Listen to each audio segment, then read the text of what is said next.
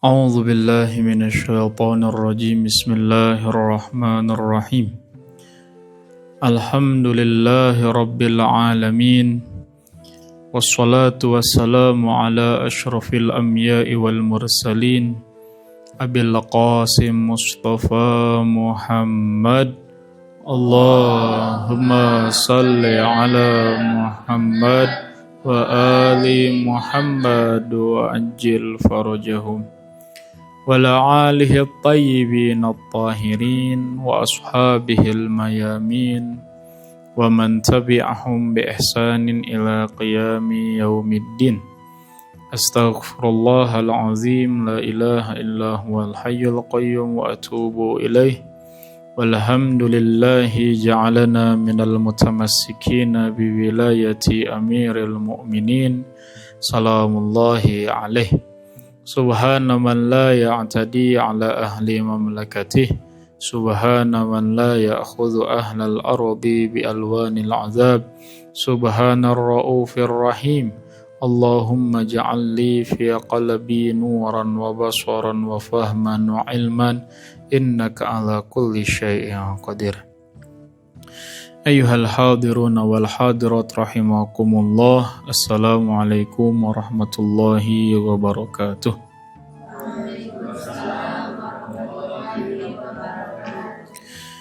Alhamdulillah kita dapat berjumpa kembali untuk menunaikan kewajiban kita sebagai hamba Allah Subhanahu wa taala, yaitu mentadabburi keilmuan-keilmuan dari Rasulullah ataupun Ahlul Bait alaihimus salatu wassalam.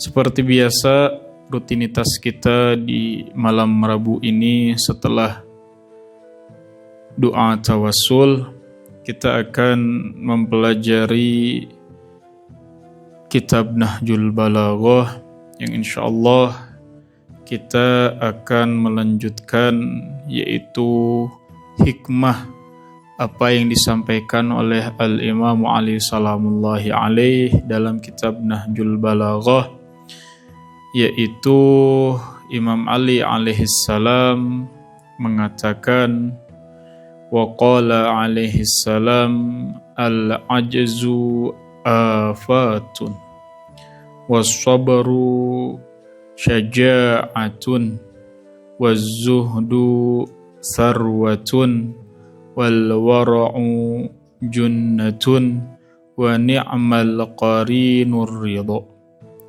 Al-Imam Ali salamullahi alaih mengatakan bahwa al-ajzu afatun, ketidakmampuan adalah petaka, ya. Was-sabru syuja'atun, dan kesabaran adalah keberanian.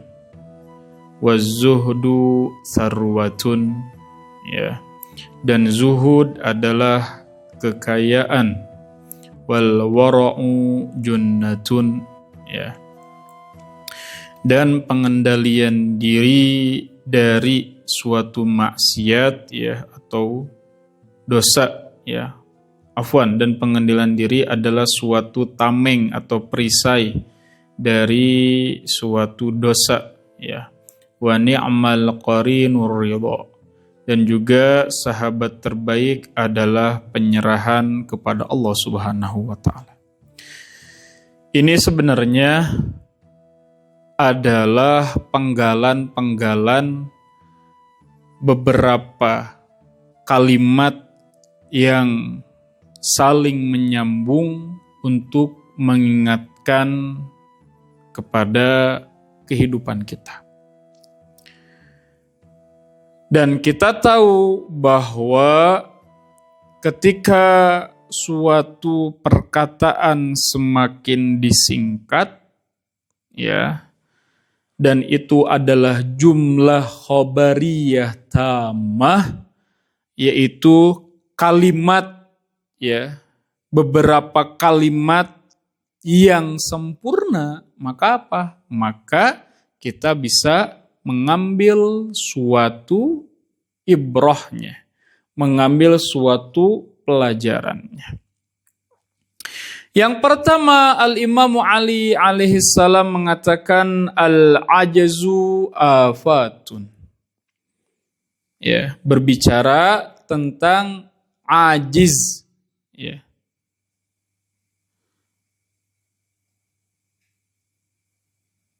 Di sini al-ajazu afatun. Bahwa ya, ketidakmampuan adalah suatu petaka. Ya, ajzun itu artinya cacat. Ya. Dan cacat itu artinya tidak sempurna.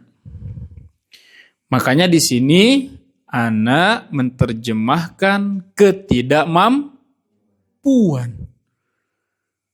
Di mana-mana sesuatu itu dibilang cacat atau tidak mampu, ya, maka apa? Maka itu adalah suatu petaka. Bagi siapa Ustadz petakanya? Ya bagi dirinya dan juga bagi yang lainnya. Jangankan manusia, benda pun ketika al-ajzu, benda pun ketika ajzun, hewan pun ketika ajzun, maka apa? Maka petaka bagi dirinya.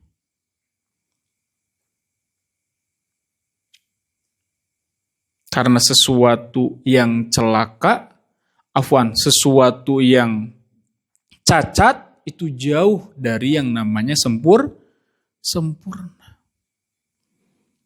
Ya, kalau misalkan ada momen Idul Adha, orang-orang ramai mencari hewan kurban, entah itu sapi atau kambing. Dan semua orang ketika mencari hewan kurban tidak mau diberikan hewannya yang cacat. Maksudnya apa cacat? Misalkan ya, kambing ada 4 apa? Kakinya ada 4. Ternyata pas dilihat kakinya ada 5. Ustadz, ini gak cacat, Ustadz. Ini kakinya 5 ini. Lebih dari 4. Kalau 3, iya. Kebanyakan orang mengatakan cacat karena kakinya 3, kurang 1. Ini 5 kakinya, Ustadz. Bagus berarti ini. Kalau ada kakinya 5, disebut cacat apa enggak? Sebut cacat enggak? Cacat. Ya, afwan. Kalau misalkan ya, ada manusia, kita tahu kalau manusia misalkan memiliki 10 jari. Ya.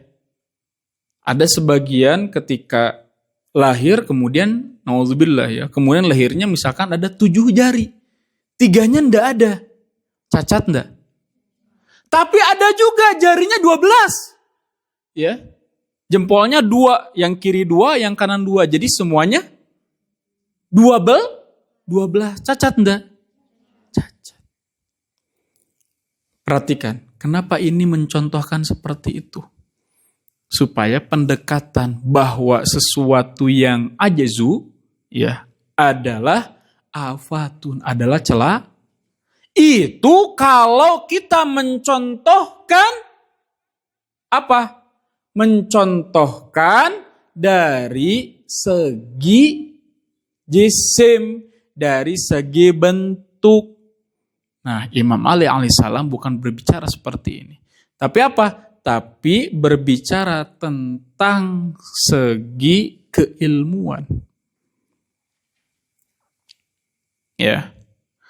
Kalau kita cacat terhadap suatu keilmuan, maka apa? Maka kita disebut orang-orang yang celaka.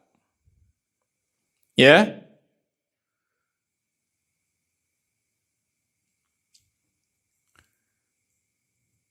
Dari segi manapun, dari segi kehidupan sama. Setiap orang tidak mampu, pasti hidupnya akan celaka. Tidak mampu dalam bisnis, tidak mampu dalam belajar, tidak mampu dalam mengerjakan sesuatu, tidak mampu dalam suatu kehidupan. Maka apa? Maka disebut dengan afatun. Maka disebut dengan celaka. Maka apa yang harus kita tahu? Yang harus kita tahu, yang harus kita perbaiki, bagaimana caranya supaya diri kita ini tidak boleh ajzun, tidak boleh cacat dalam segi apapun. Sebisa mungkin kita harus tahu dan juga harus bisa. Masa orang lain bisa, kita tidak bisa. Padahal kita sama-sama manusia. Akal bisa diasah. Ya, ibaratnya kalau pisau sudah karatan, bisa diperbaiki. Ketika pisau tumpul, bisa diasah dengan batu supaya tajam kembali. Bisa kok semuanya. Ya. Ingat kata Imam Ali, al-ajzu afatun. Ya, ketidakmampuan adalah petaka. Kemudian was-sabru syuja'atun. Nah, ini ya yang sulit kita lakukan. Bahwa Imam Ali alaihissalam mengatakan kepada kita, orang yang kuat itu bukan orang yang bisa berkelahi. Orang yang kuat itu bukan orang yang bisa menaiki gunung yang tinggi di dunia. Orang yang kuat itu bukanlah orang yang menahan lapar dan haus selama 1 minggu. Orang yang kuat itu bukanlah orang yang ketika dipukul, ketika dilempar menggunakan senjata tajam kemudian tidak apa-apa. Itu bukanlah orang yang kuat.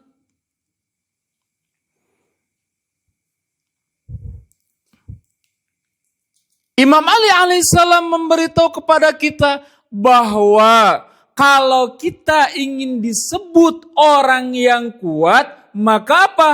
Maka harus sabar. Sabar dalam kehidupan. Sabar dalam mencari nafkah. Sabar dalam mencari ilmu. Sabar sedang menghafal Al-Quran. Semuanya harus sabar. Kenapa?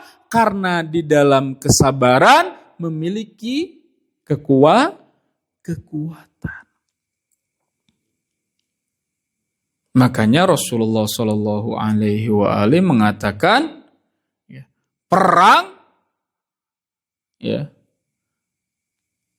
yang besar bukan perang yang ada di Maidan, bukan perang yang berada di lapangan, di padang pasir, saling membawa pedang, bukan. Tapi perang yang besar adalah apa? Sabar dalam menjalankan diri kita. Menahan hawa nafsu kita.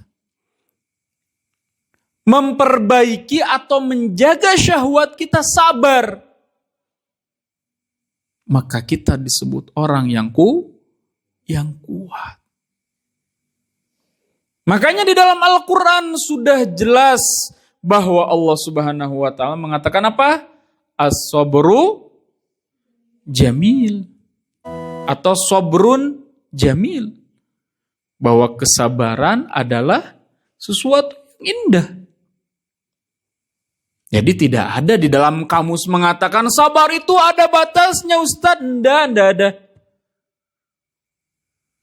Di mana-mana sabar pasti tidak ada batasnya. Kenapa? Karena kesabaran itu bukan sesuatu yang berbenturan dengan materi. Karena kesabaran itu adalah sifat, sedangkan sifat ya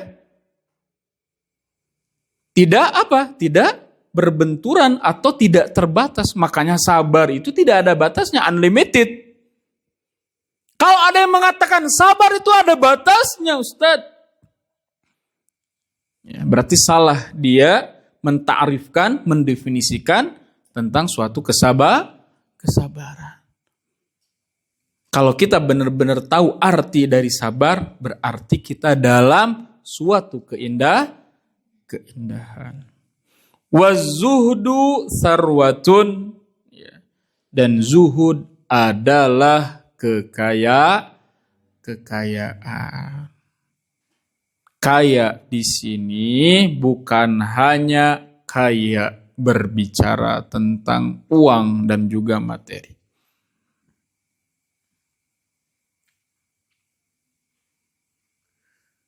Kaya di sini berbicara mengenai suatu diri kita dalam kehidupan kita.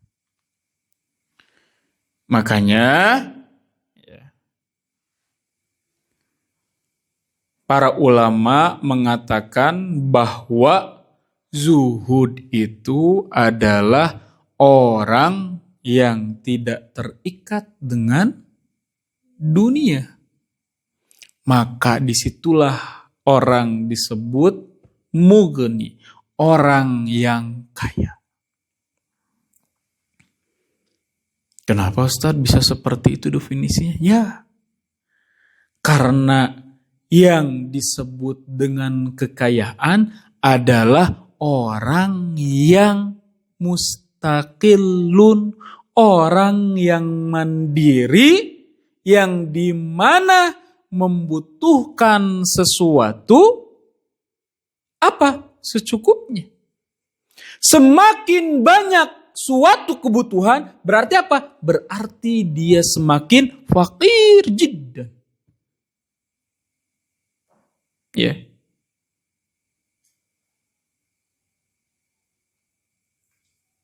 Semakin butuh lagi, semakin besar kebutuhannya lagi. Semakin apa? Semakin jauh dari kategori kekayaan atau disebut dengan orang kaya.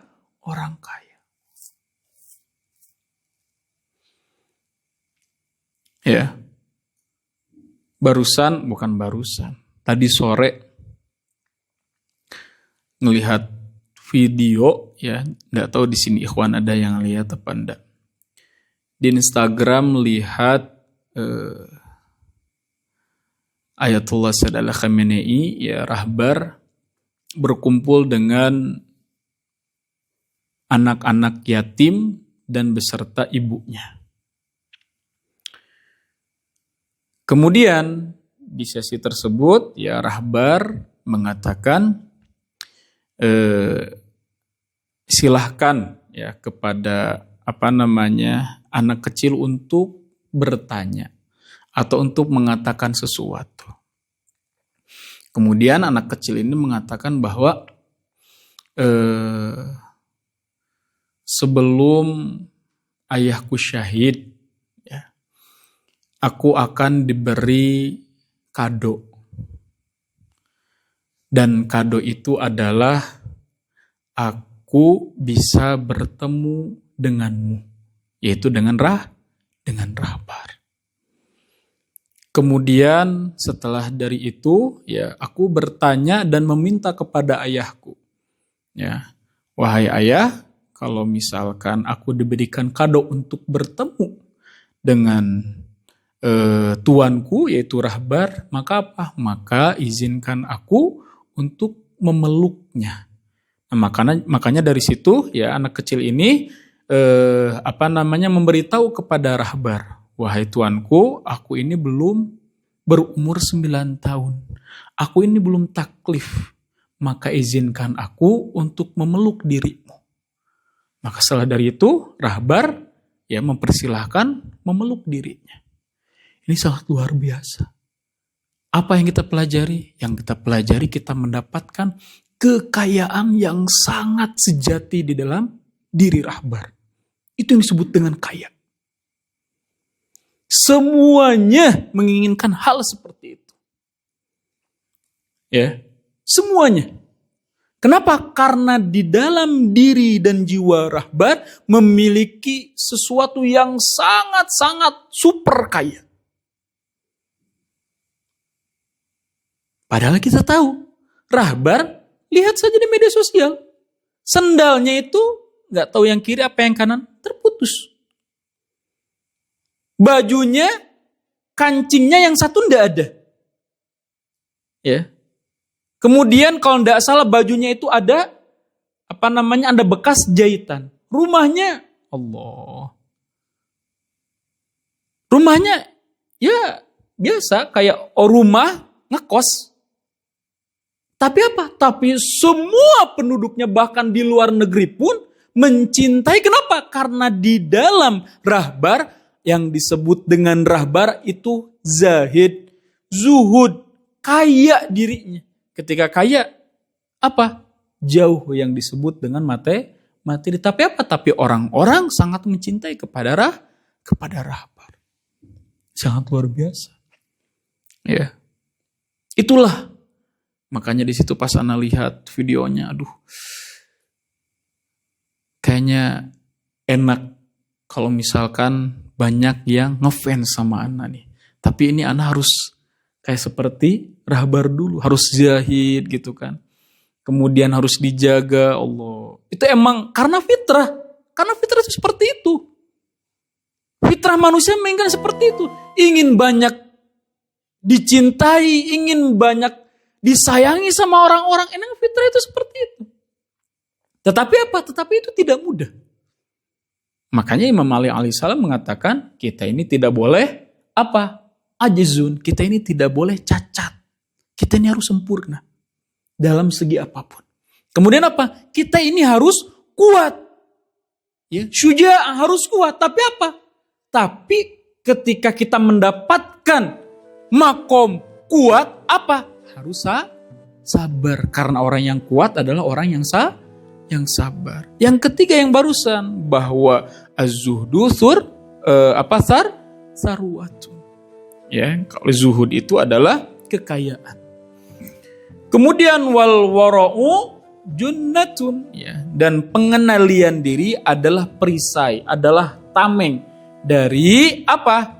Dari perbuatan dosa. Apa sih Ustaz yang disebut dengan wara'? Wara' itu identik dengan dia itu ya mempergunakan sesuatu dengan apa? Dengan kebijaksanaan. Dia bisa mengendalikan hawa nafsunya. Dia bisa mengendalikan keinginannya. Dia bisa mengendalikan penglihatan, pendengaran, ucapannya. Semuanya sama dia bijaksana. Dijaga. Kenapa? Karena kalau tidak dijaga, keluar batas, maka apa? Maka disitulah yang disebut dengan gupayan-gupayan atau cobaan-cobaan untuk apa? Untuk melakukan dosa. Makanya semuanya harus bijaksana, semuanya harus wara'. Ya. Kemudian yang terakhir, wa ni'mal qarinur ridha. Nah, ini yang paling penting. Bahwa yang tadi kita sebutkan dari atas ya sampai barusan itu harus wa ni'mal qarinur ridha. Bahwa qarin, senikmat-nikmatnya qarin itu sahabat, qarin itu adalah apa? Yang selalu bergandengan dengan kita, qarin ya, adalah apa? Penyerahan kepada Allah Subhanahu wa ta'ala. Makanya disebut dengan apa? Semua niat kita harus berdasarkan kurbatan lillahi ta'ala. Ya. Karena yang kita tahu ya, yang barusan juga, bukan barusan tadi sore ya, kita belajar kalimat inna lillahi wa inna ilaihi raji'un pada surah Al-Baqarah ayat 256 mengatakan di situ ada mulkun, di situ ada hulkun, di situ ada kepemilikan, di situ ada suatu fana, suatu kehancuran. Jadi ingat bahwa kita di sini ada pemiliknya. Siapa? Allah Subhanahu wa ta'ala. Dan kita ketika sudah expire, ketika sudah meninggal, ketika kita sudah menjadi mayit, maka apa? Maka itulah disebut dengan halak, disebut dengan fana, disebut dengan meninggal. Maka disitulah kita akan kembali lagi kepada Allah Subhanahu wa ta'ala. Tapi di situ ada pembahasan apa? Selama kita diberi kesempatan untuk menjadi hamba di dunia ini, apa yang kita bawa kepada Allah Subhanahu wa ta'ala. Nah, makanya tadi kita apa? Mencontohkan ketika santri-santria disekolahkan, dikepesantrenkan. Untuk apa? Untuk menjadi orang yang bermakna, berbakti, menjadi soleh dan soleha. Ketika pulang ke rumah, orang tuanya bertanya, udah hafal berapa juz? Udah baca Quran bisa atau enggak? Ya, udah belajar sampai mana? Setelah dijawab sama anak-anaknya, dijawab semuanya, orang tuanya senang. Ya, tapi kalau misalkan lihat enggak, ternyata 5 tahun, 7 tahun enggak ada maknanya ini. Ya. Salahkan pada dirinya, kenapa seperti ini? Anak-anak yang lain sukses. Kenapa? Nah, itulah contohnya. Jadi ketika kita nanti pulang ke Allah Subhanahu wa ta'ala, kita memberitahu kepada Allah, ya Allah, ana di dunia udah melakukan ini, semuanya kebaikan. Allah senang. Ketika senang, kita akan dimasukkan ke surga. Tapi kalau Allah enggak senang, dimasukkan kemana? Ya ke neraka. Udah gitu simpel. Ya. Allah senang ke surga, ya kita di dunia berkebun, ya berkebun amal, ya kita kasih ke Allah, Allah senang ke surga. Kemudian tapi kalau Allah enggak senang, ya kita masuk neraka. Na'udzubillahi min dzalik. Itu mungkin ya yang bisa disampaikan. Mudah-mudahan ada berkah dan juga manfaatnya. Akhirul kalam, wa'alafu minkum, wassalamualaikum warahmatullahi wabarakatuh.